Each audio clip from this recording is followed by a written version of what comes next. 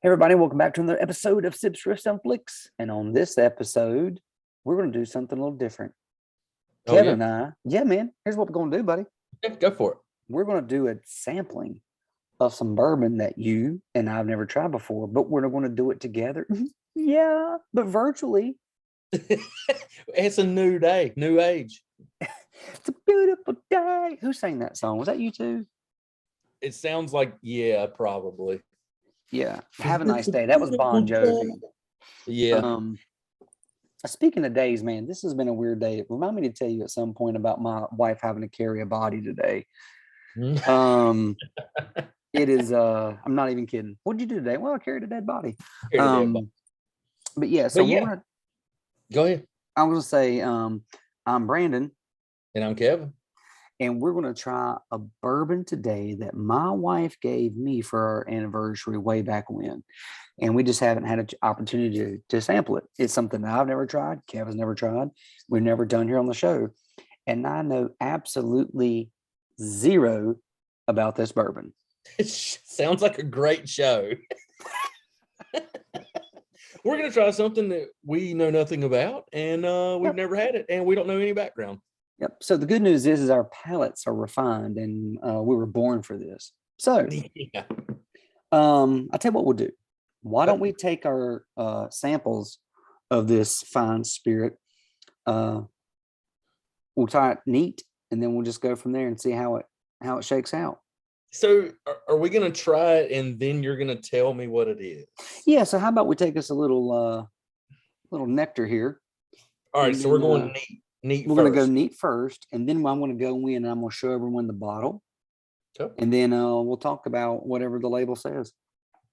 Sounds good. This virtual style is a little different. I got to get used to it. I can't get in the groove or something. You can't get in a rhythm. No. You used to be tickling your leg to make sure you're okay. Like, don't be nervy. Yeah. Just relax. Be cool. I do like that we can just get together on Zoom. We don't have to set up and make schedules, but gosh, it's a little weird. So, all right. It is, because my kids are asleep. So if a kid walks in here naked, no judgment. All right. All right.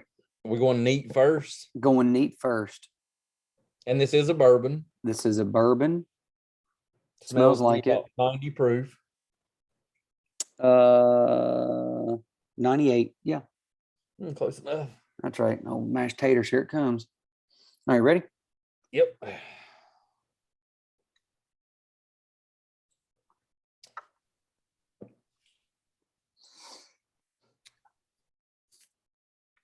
So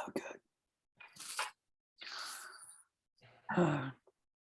Well, let me go for a second. So, I shot it. So here's the thing. Well, mine were pretty big. So here's the thing. I actually I've actually not had. Well, I had some old Nick Williams last Saturday, but I've not had bourbon over a week. So I almost had that first one was just to get me back in the groove. That's right. Get you back in the fighting shape. So, guys, this bourbon here, let me show you the bottle.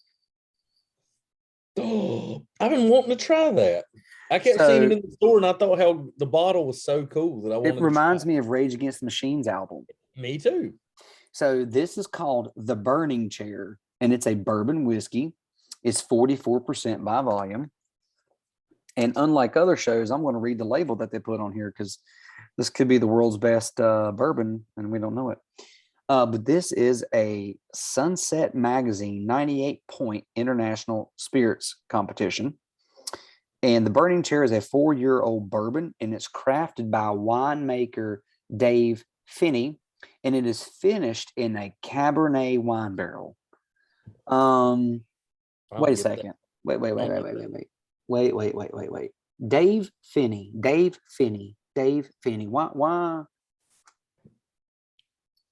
Why do we know that name? I don't know that name. I think they ought to change the name to the Burning Throat because I'm on fire. Well, I'm telling you right now, if it makes I'm on fire. If it makes your wee burn, that's a whole nother issue. I'm on fire, boys. I know somebody had a fire butt earlier. but I ain't got nothing to do with this. Dave Phinney, was he the collaborator with Metallica on the blackened whiskey? Because I want to say that they collaborated with I don't even remember somebody. trying blackened. I know we did, but I don't remember it. Okay. Dave Phinney? Yeah, Dave. I don't know. I'll give him a look. See. Phinney. Dave Phinney.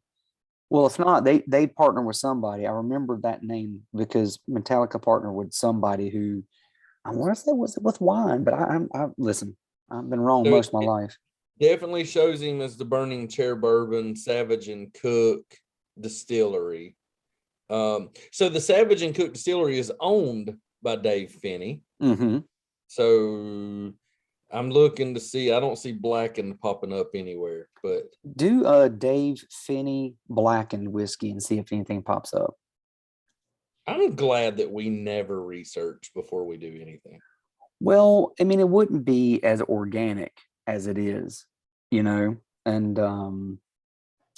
all intents and purposes, I mean, that's what all the other professional podcasters are for. That's their niche, being prepared. I don't see anything about blackened. No? But it's weird when you search for it that way, it brings up blackened, obviously, and it says Shop Dave Phinney whiskey blackened, but I don't see that he made it. But whatever, it maybe come out of his distillery. So I don't know about this one. Feels a little hot to me. Feels a little hot. It's getting down right in my innards. Well, I say what we do is we. But listen, him and Scottie Pippen, have made a whiskey. Oh, is that the Scottie Pippen bourbon that he's trying Digits. to? It's called Digits. Yeah, because he's trying to trash Jordan to get some publicity. You don't trash. If you trash Jordan, I ain't drinking your whiskey, Pippen. Listen here, Robin. You don't talk shit about Batman. That's right. That's right. Don't trash it. Don't trash it. So okay, go ahead. Well, I was going to say here in just a second, if you guys want to, which by the way, if for those of you at home who are watching, this is a great sipping glass here. Yep, that's a real bullet. And this is a veteran owned company, I think, if not cool company anyway, but it's called, yep, I had it right there on the tip of my tongue and I'll think of it here in a minute. But yeah, they do all sorts of cool stuff like guitar picks, golf balls, but they started out with the bullet. And I'll think of it here in a minute. Yeah. Does the bullet represent like a 2 fingers pour, or like are the things in at a certain measurement by any chance? I don't think so. This is the second one that I've had. They should do that. I think they're called Best Shot. Well, they should make the whatever's inserted in it be like a measurement tool. I know, but so what I don't understand is I mean, we're going with like man hands 2 fingers or Brandon size hand 2 fingers. Because if you got those proctologist fingers, it might be a whole glass. My doctor's got the biggest finger. No lie. Here you go, Kevin. Bend over. Let me see if I can fit this in there. So I did another sip, and this is definitely not one I would sip on neat for sure. So I'm gonna try. Let's go with a little bit of ice. Mine's watered down a little bit. I had some ice in this one.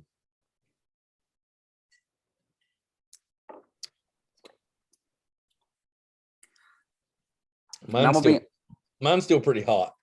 I'm gonna be honest with you. With the water, it has calmed down, and I like it. Now I don't know what Sherry Cast or whoever her name is I'm supposed to taste, but I don't taste that. But I do have that bourbon taste. It's kind of smooth. I like it.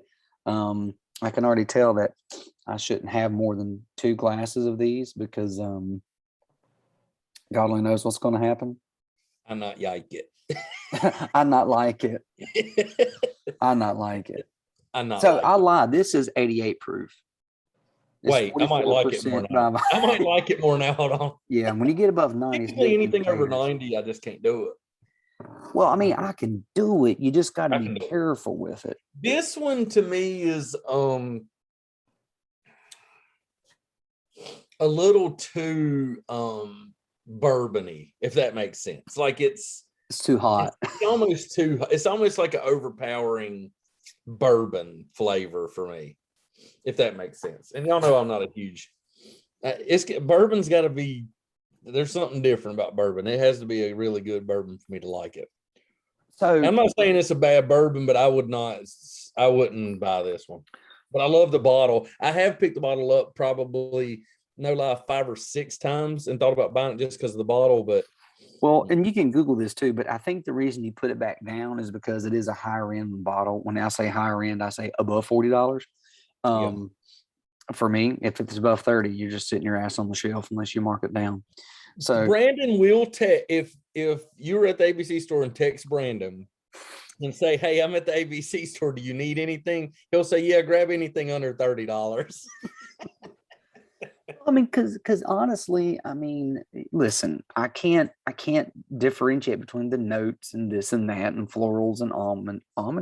Well, sure, vanilla, caramel, but I know it's something good. I know I can drink it. I know I can sip on it for a night and have 1 or 2 or 3. But I mean, if I've got to choke it down and it's $50 or $60, Yeah. I feel like, why are we doing that?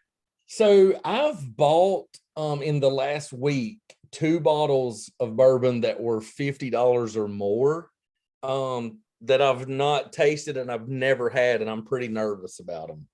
Did you get a raise? Sometimes you just got to splurge. Oh, so you just walk in the ABC store and you just do it like this. Show it to me. Where's it at? What you got behind the register there, ma'am? How you know we got something behind the register? Who told you? Yeah, who told you that? Yeah, who told you our secret? So, what is this one called again? It's called the Burning Chair. I just can't decide. I'll be honest. It's hot. Like, it's definitely hot. But the more it's set and the more I've sipped on it, it's easier to drink now. So this is Sage and Cooke is Dave Phinney's craft distillery located in the historic Mare Island in Northern California. All water used in the production is sourced from a pristine spring on Dave's property high above the Alexander Valley.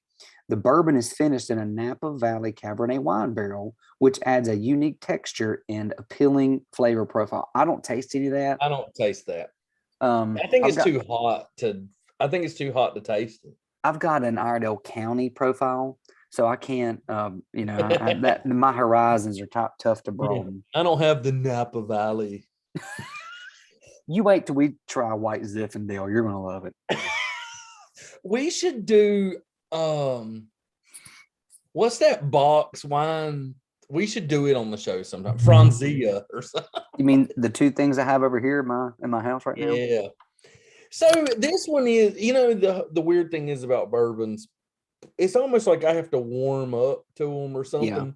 Because now that you're sipping on it, it's not that bad. No. I wouldn't sit and sip on this. Isn't a sipper for me. I should probably bring my Cherry Coke Zero in here and make a drink and see how I feel about it.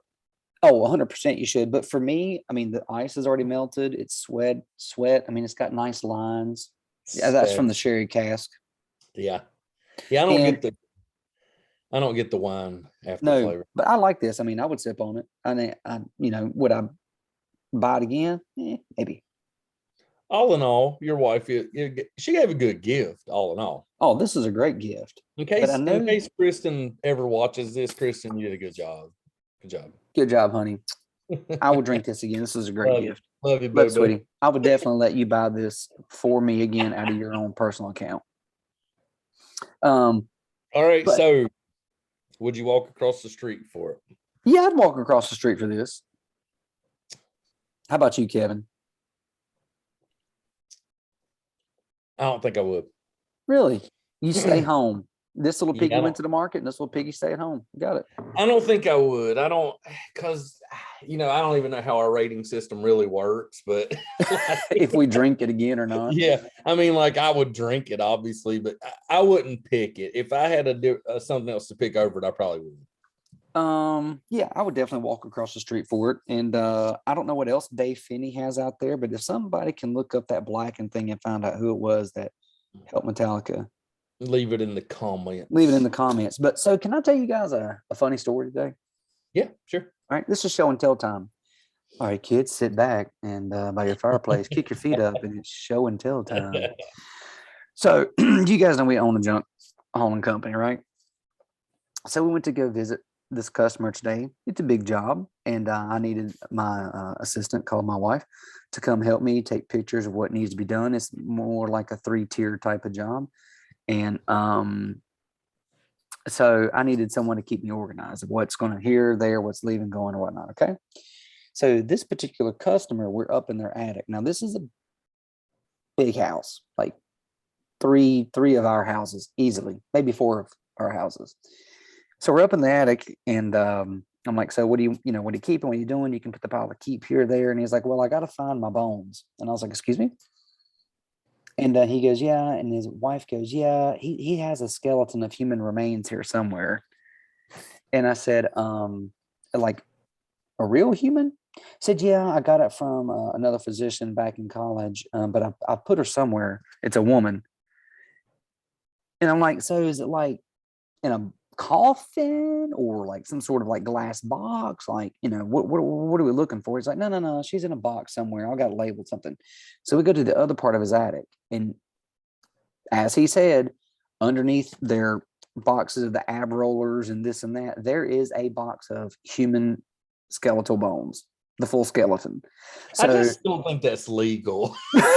so I looked at my wife and I said, because we were taking them out so they could have them for the move.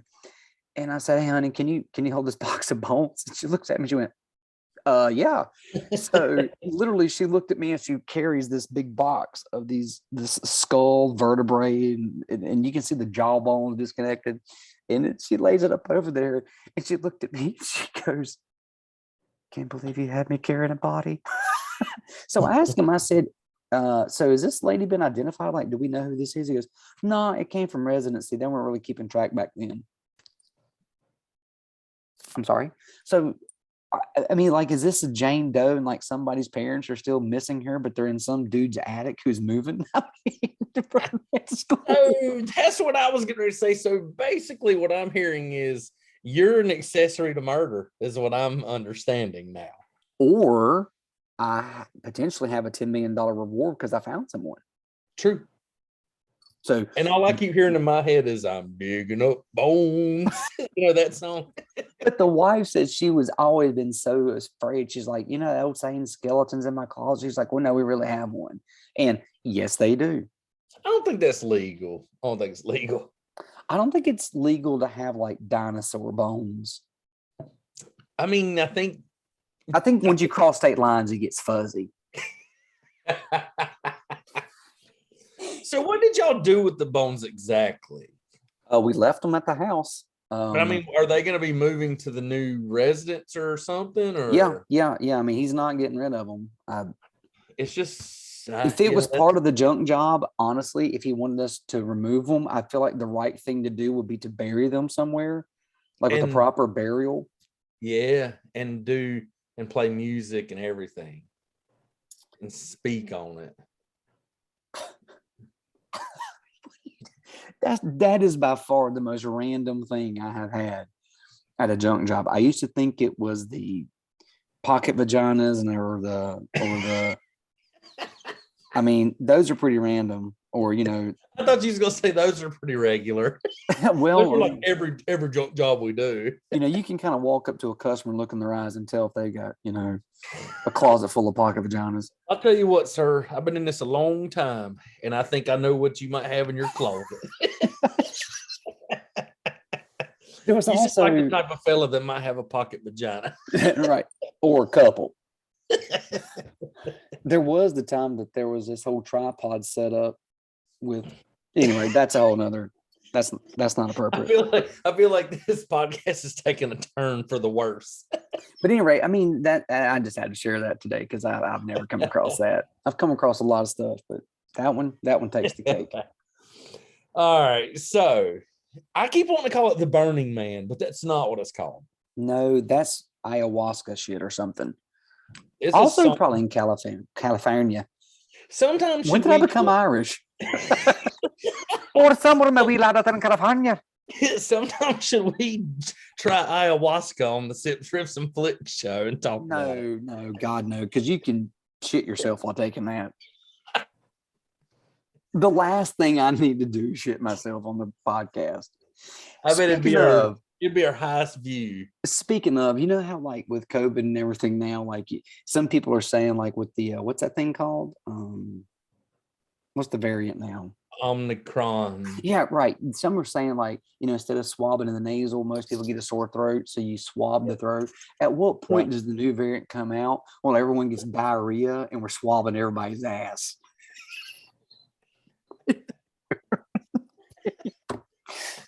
Oh Lord! And people have to be doing it at their jobs too. When you go into the HR department, ma'am, I think I got Dookie Cron. Well, come here, I need to swab your ass, Steve. Dookie Cron. I mean, it's like, ma'am, I'm here for my insurance and 401k. Well, bend over, grab your knees, let me swab your ass. Listen, if it saves one life, it's worth it.